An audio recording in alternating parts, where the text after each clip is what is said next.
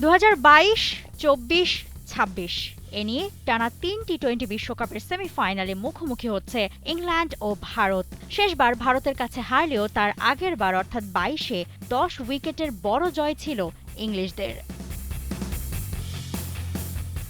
বৃহস্পতিবার ওয়াংখেড়েতে সন্ধ্যা 7:30টায় মঞ্চ বসবে দ্বিতীয় সেমিফাইনালের, যেখানে ফাইনালে যাবার যুদ্ধে মাতবে ভারত ও ইংল্যান্ড। সেই ম্যাচের আগেই গণমাধ্যমের মুখোমুখি হয়ে স্যাম কারানের অতীত স্মৃতি স্মরণ। আমরা যদি 2022-এর সেমিফাইনালের সে ম্যাচের কাছাকাছি যেতে পারি তাহলে দারুণ ব্যাপার হবে। ইতিবাচক অনেক কিছুই অতীত থেকে নিচ্ছি। সত্যি বলতে নিখুঁত ম্যাচ খেলি বা না খেলি সেটাকে আমি গুরুত্ব দিচ্ছি না। আমি স্রেফ জিততে চাই এবং আরেকটা বিশ্বকাপ ফাইনালে যেতে চাই।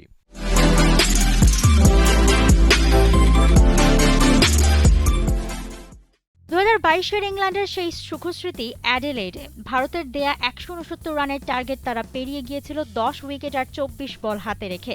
সেই জয়ের কারিগর ছিলেন জশ বাটলার আর অ্যালেক্স হেলস। ভারতীয় বোলারদের তুলোধুনো করে বাটলার তুলেছিলেন 49 বলে 80 আর হেলস 47 বলে 86। সেবার পাকিস্তানকে হারিয়ে বিশ্বকাপও জিতেছিল তারা। 24-এ গল্প উল্টো ছিল। গায়ানার প্রভিডেন্সে 172 রানের টার্গেটে ইংল্যান্ড আউট হয়েছিল 103 রানে।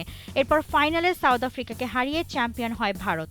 এবার 2026-এর সেমিতে আবারও রিপিট লড়াই। তবে 24 নাকি 22-এর স্মৃতি কোনটা উপলক্ষ হবে তা অপেক্ষায় ওয়াংখেড়ে। তবে ভারতকে হারাতে চাপ থাকবে ইংলিশদের। মাঠের ক্রিকেটের সাথে ওয়াংখেড়ের 32,000 চিৎকার। কাজটা কঠিন হলেও সেই আওয়াজ বন্ধ করতে চায় ইংল্যান্ড। মাঠের দর্শকরা যে আবহ তৈরি করবে তার জন্য আমরা প্রস্তুত। খেলোয়াড় হিসেবে মাঠের এই উদ্দীপনা আরও শিহরণ বাড়ায়। এমন স্টেডিয়াম ও চিৎকারের মধ্যে খেলা হবে, এটা দারুণ একটা ব্যাপার। যদি আমরা ভারতের সমর্থকদের চুপ করিয়ে দিতে পারি তাহলেই আমরা ম্যাচে খুব ভালো করব।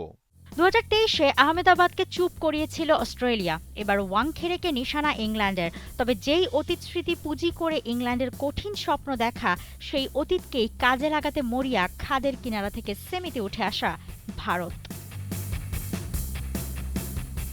মৌসুমী Alam, T Sports.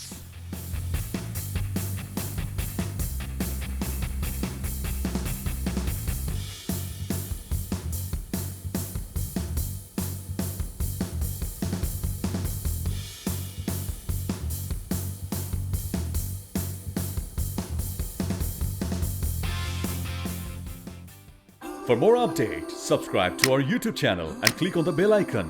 Follow us on Facebook and Instagram.